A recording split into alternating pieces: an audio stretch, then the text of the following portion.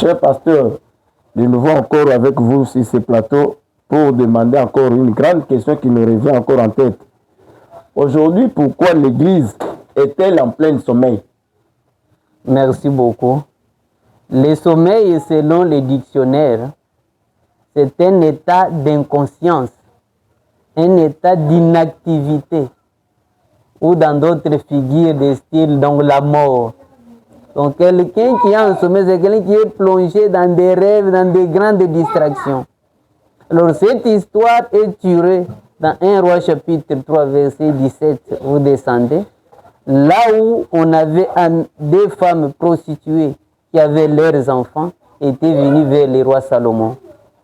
Et ces femmes, l'une d'elles avait tué son enfant en plein sommeil, à cause du sommeil. Et l'autre, on a volé son enfant en plein sommeil. Elle dormait. C'est pour vous dire que le sommeil pour les chrétiens, le sommeil spirituel, c'est une chose qui est purement fausse et diabolique. Pourquoi? Parce que Jésus va loin pour dire à Matthieu 24, verset 43-44, que si le maître de la maison savait à quelle heure de la nuit, à quelle heure de la nuit, les voleurs viendraient dans sa maison, il veillerait pour que les voleurs ne viennent pas percer sa maison. Et il vous dit que maintenant à vous, soyez prévigilants, de peur que le Fils de l'homme ne vienne à l'heure où vous n'y pensez pas. Et par là, nous comprenons que le sommeil, c'est quoi?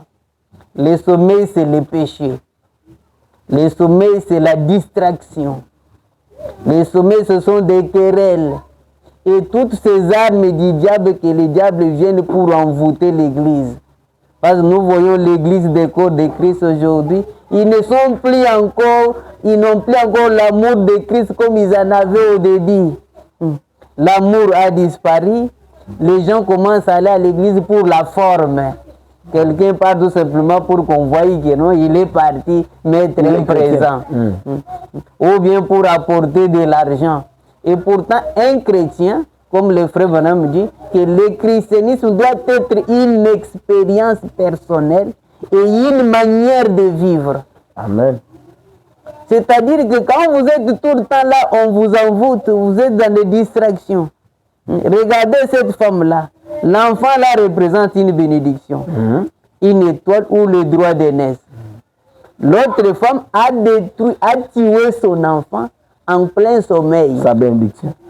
C'est-à-dire, le diable vient, il te vole ta bénédiction, il te vole ton droit d'aînesse, il a détruit par ta mauvaise conduite. Un chrétien, quand vous vous conduisez mal, vous êtes déjà en plein sommeil. Et le diable vient comme ça, quand vous êtes en plein sommeil, il vient maintenant, il détruit ta bénédiction là. Et vous trouverez beaucoup de gens sont en train d'errer, ils n'arrivent rien à réussir. Et l'autre aussi, elle était bien endormie. On a volé sa bénédiction. C'est ça le diable. Tu te trouves, tu es là, tu vois comme si tu roules à la roulette. Et le diable vient, il enlève ce que tu as là. Tu pars, moi, je vais faire seulement ça, ça ne fera rien. Et c'est par là où tu as perdu ton droit d'aînesse, comme Ésaü. Il ne voyait pas l'importance du droit d'aînesse. C'est en plein sommeil qu'il fait comme ça. Ah, prends ce droit d'aînesse, je ferai quoi avec ça? Vraiment. Mais la Bible dit que plus tard, l'ayant réclamé avec l'arme, son repenti n'a eu aucun effet. Donc il y a certaines choses que vous allez faire que le diable va vous ravir. Même si tu commences à chercher à récupérer ça, ça ne tiendra plus encore. C'est pourquoi nous voulons éveiller la conscience des enfants de Dieu. Prenez la parole de Dieu. Priez chaque jour. Vivez la parole. Amen. Ne vous entraînez pas dans des distractions. Je sais que le monde a aujourd'hui beaucoup de choses. Bien sûr, nous avons des réseaux sociaux. Cherchez des choses qui vous édifient. Sinon, le diable va vous donner un esprit quelconque qui va vous amener hors de l'état de la parole et par là, vous perdez tout ce que vous pouvez avoir. C'est pour cette raison, un chrétien doit être vigilant. Parce que la venue du Seigneur est proche. Souvenez-vous, les 10 vierges, c'est au milieu de la nuit que le mari cria, voici l'époux aller à sa rencontre.